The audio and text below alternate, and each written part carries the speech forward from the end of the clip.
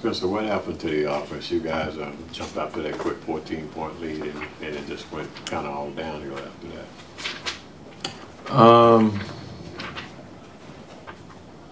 I don't know, man. We got some good looks overall. We would love to hit a couple more shots, but you know, at the end of the day, we get 113 to a short-handed team. You know, if we hold people closer to the 100-point mark like we try to have as a target, the game's probably a lot different.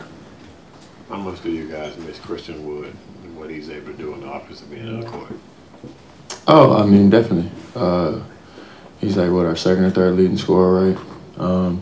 Obviously, he gets a lot of versatility around the basket, and just a big-time talent. So, you know, he definitely helps us a lot. Spence, how did you feel in this back-to-back?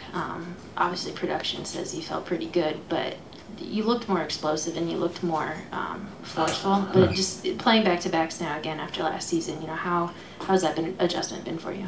I mean, you know, just continue to get better, of course. Thank you for the explosive comment. I'm assuming that's because of the dunk. Part of it, yeah. I got you, yeah. It just continue to get better. Time heals all. Continue to work. We have a phenomenal training staff. We have a great weightlifting staff. And obviously my people back home that, you know, I worked with over the summer did a phenomenal job. So, you know, it's really just a product of the work and the great people that, I'm saying, are on staff helping out every day. I can definitely use the ice tub, though, right now. And on the opposite side, Luka says that his legs are super tired and that after a long summer and a heavy start to this season that he's feeling it. Do you sense that from him when he's out there? And in what specific ways, like, or examples do you have of when you've noticed Luka kind of feeling it the last few games? No specific examples. Obviously, he's a great player. He's going to continue to dominate. But, nah, I mean, you know, he knows his body better than anybody else. And, you know, I'm not surprised he carried a crazy load for us, made history. You know, I call him savant, call him dominant. There's a whole lot of, you know, adjectives you can use to describe his game, his acumen, all that stuff. So, you know, he's a big-time guy, and I'm sure a couple of days just kind of rejuvenate. I'm sure he'll be locked and loaded, ready to go. Yeah, we'll probably get a nice stuff together. It's Jason said earlier that sometimes you just have a couple bad games. Like sometimes you're just not playing that great. Can it be as simple as that maybe you'll just kind of hit a little funk here and then you'll be able to work out of it? Yeah, I mean, I think we had a little streak. Obviously, these are a couple of poor ones. I think the more concerning thing is just allowing teams that are shorthanded or aren't necessarily the greatest, obviously, to put up points and put up big numbers. I think that's more the concerning thing. If we'd have just lost like 85 to 80, you know what I mean? It's just like, yo, we didn't score. Like, this was terrible. Like, what are we doing? We just didn't make shots. But to Coach's point, I mean, 82 games a long season, plus playoffs, 100 games. Like, sometimes things happen. Thank you. Spencer, I know this is your second time here since the trade. How long did it take for you to get over the disappointment that your tenure with this team probably didn't work out the way both sides intended it to work out? I mean, you know, for the most part, I've been in this league a long time. I didn't really too much care. I really just didn't like being kicked out the door on the way with, like, false narratives. That was what pissed me off. As you know, like, and not to beat a dead horse or make y'all laugh, but, like, if anything's said to my face, I can tolerate it. Like, we're all grown men. Like, it is what it is. Also allow me to have what I want to say back, too, though.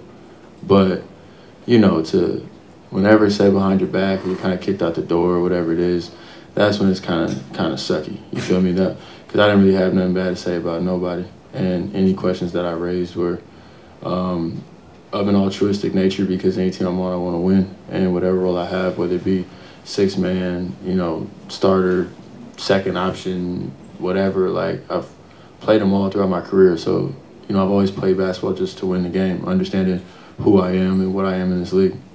Is there anything specific that you're referring to in terms of what was said when you went out the door?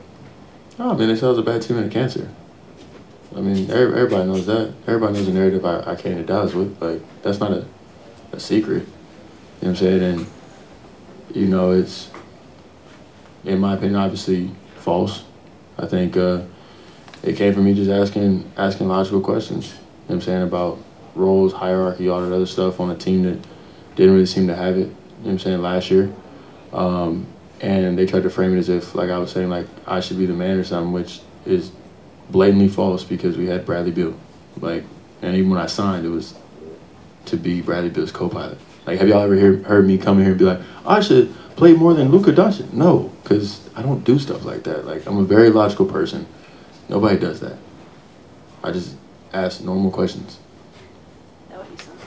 Yeah, like, but think about it. I'd go viral, everybody would flame me. Like, think about it. That's not even in my character. Yeah. As much as y'all have talked to me, like, but on the same token, right? Like, if out of nowhere Coach Kidd decided he was gonna play like all 15 guys equal minutes, right? You'd kind of be like, you got a top like 5 player in the world. Like, maybe he should play 35 instead of like everybody playing 18. Like, I would ask that question, but I think everybody would ask that question. So it just didn't make much sense. Sorry for the little. Y'all get me up here ranting every day, but that was it really.